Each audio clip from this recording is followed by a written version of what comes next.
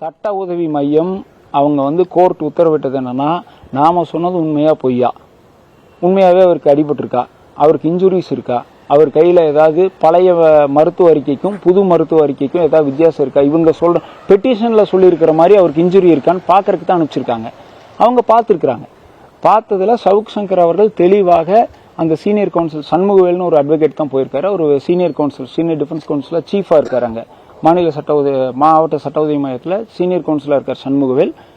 அவர் போய் பார்த்துருக்காரு. அவர்கிட்ட சங்கர் கிட்ட நான் கேட்கும்போது அவர்கிட்ட வாக்குமூலம் சங்கர் சொல்லியிருக்காரு, என்னை அடிச்சிருக்காங்க, கை உடஞ்சிருக்கு, எனக்கு கை வலிக்குது, ஆல்ரெடி உடஞ்சி பிளேட் வச்சிருக்கிற கையில தான் அடிச்சிருக்கிறாங்க, அந்த இடத்துல ஃப்ராக்சர் இருக்கு, இது வரைக்கும் எக்ஸ்ரேஸ் எடுக்கல. ஆனா சவுக் சங்கரை ட்ரீட்மெண்ட் பண்ணக்கூடிய டாக்டர் அவருடைய பிரிஸ்கிரிப்ஷன்ல அங்க ஜெயிலுக்குள்ளேயே அவரை ட்ரீட்மெண்ட் பண்றாங்க, அந்த ட்ரீட்மெண்ட்லயே ஃபர்தர் ஆக்ஷன் நீடட் அப்படின்னு எழுதியிருக்காங்கன்னு சொல்லி சவுக் சங்கர் தெளிவா சொல்லியிருக்காரு. அதே அந்த மருத்துவ குறிப்புலையும் இருக்கு. உங்களுக்கு நான் அதுக்கெல்லாம் ஏன் அவருக்கு அடிபட்டு இருக்குது அப்படின்னு காமிக்கிறதுக்கு ஒரு ஆவணம் காமிக்கிறேன். நான் ஆக்சுவலி இதுல காமிச்சிடலாமா?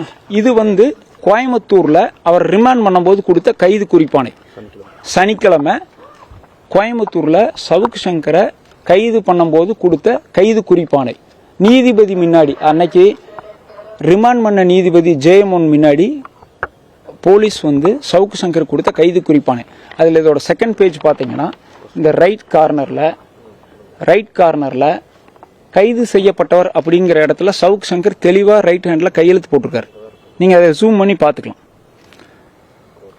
கையெழுத்து போட்டிருக்காரு. இது JM1ல இன்சார்ஜ் மேஜிஸ்ட்ரேட் முன்னாடி சனிக்கிழமை ரிமாண்ட் பண்ணையில சாயந்தரமா அவர் கையில கொடுத்தது. அதை நான் பெற்றுக்கொண்டேன்னு அவர் கையெழுத்து போட்டிருக்காரு. இன்னைக்கு தேனி வழக்குல அவரை ஃபார்மல் அரெஸ்ட் பண்றாங்க சிறைத்துறையில. தேனியிலிருந்து இன்ஸ்பெக்டர் மிஸ்டர் உதயகுமார்ங்கிறவர் சிறையில் சென்று தேனியில பதிவு செய்யப்பட்டிருக்கக்கூடிய வழக்குல அவர் கைது செய்யப்பட்டிருக்கார்.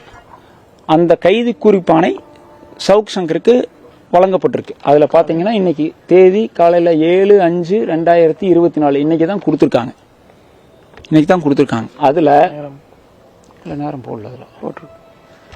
எங்க போட்டிருக்கேன்? காலை 7:35 மணிக்கு. இங்க பாத்தீங்கன்னா இன்னைக்கு காலையில 7:35க்கு DLA அதிகாரிகள் போறதுக்கு முன்னாடியே காலை 7:35 மணிக்கு தேனி இன்ஸ்பெக்டர் ஜெயில கோயம்புத்தூர் மத்திய சிறையில போய் தேனி வழக்குல சவுக் சங்கர் கைது செய்யப்பட்டதா கைது குறிப்பானை கொடுத்திருக்காங்க. அதுல பாத்தீங்கன்னா கைது செய்யப்பட்டவர் கையெழுத்துன்னு இருக்கிற இடத்துல லெப்ட் தம்ப் வச்சிருக்காரு, கைரேக தான் வச்சிருக்காரு, லெப்ட் ஹேண்டோட கைரேக வச்சிருக்காரு. சனிக்கிழமை நீதிபதி முன்னாடி கையெழுத்து போட முடிஞ்ச சவுக் சங்கர்னால சிறைக்குள்ள சிறை அதிகாரிகள் முன்னாடி கையெழுத்து போடாம இருக்க முடியுமா? கையெழுத்து போடலைன்னா விட்டுருவாங்களா? ஏன் லெப்ட் ஹேண்ட் தம்ப் வைக்கிறார்? அப்பனா என்ன அர்த்தம்? வலது கை செயல்பட முடியல, அது அடிக்கப்பட்டிருக்கு. இதுவரைக்கும் எக்ஸ்ரே எடுத்திருந்தா கண்டிப்பாக அது பிராக்சர்னு நிரூபணம் ஆயிருக்கும். அதனால இப்ப வரைக்கும் நாம சாயந்தரம் சந்திக்கிற வரைக்கும் எக்ஸ்ரே எடுக்கல.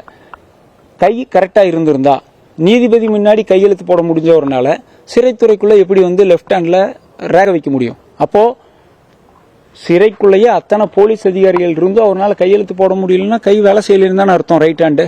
இதை விட என்ன ஆவணம் இந்த சிறைத்துறை தேவை?